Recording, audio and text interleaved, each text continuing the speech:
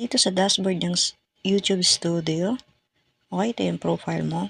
Makikita mo rito yung views, subscribers, watch times per hour, at saka yung estimated revenue mo for last 28 days. Nakaset siya ng 28 days, okay? Then, pagpupunta ka dito sa analytics, dito mo makikita ang yung sahod, yung overview, content, audience. Buksan muna natin tong audience. Then, dito makikita mo ang monthly audience mo, yung mga, ilan yung mga new viewers, gano'n. Then, dito makikita mo yung kung saang device, anong type ng device ang ginagamit ng iyong viewer. Okay? Mayroong mobile, computer, TV, tablet.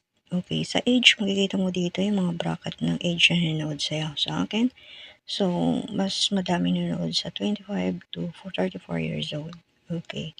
Then, yung gender din. So, halos magkapantay lang naman yung male at saka female.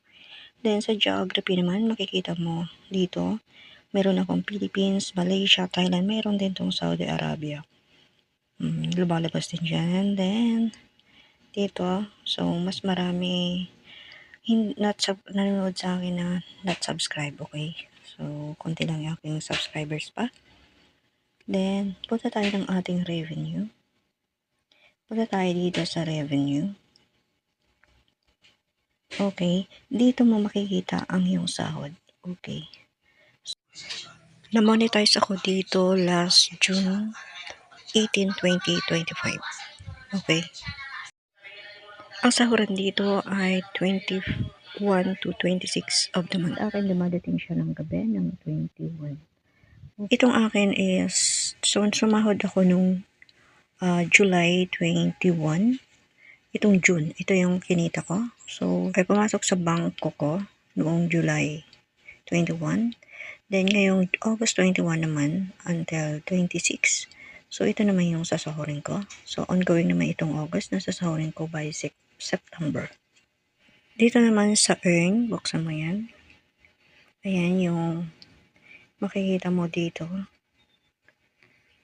A payment is headed your way. Sabi, expect a payment August 21 to 26. So, minus taxes na yan. So, bukod sa YouTube Studio, makikita mo rin dito sa yung YouTube AdSense ang kinikita mo. Ito yung aking YouTube AdSense. So, ito yung aking YouTube earnings. So, ito yung last payment ko. Then, my second payment is ito. Okay? Pagdating ng date ng sahod, is diretso na yan sa aking bank account. Kasi kinonect ko na yung aking bank account dito sa AdSense ko. Okay? Okay.